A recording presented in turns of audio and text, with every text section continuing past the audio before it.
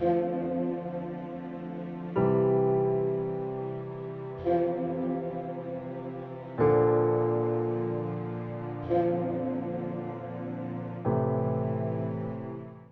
लिए आज की तिलावत इर्मिया नबी का सहीफ़ा 11वां बाब 18वीं से 20वीं आयत तक।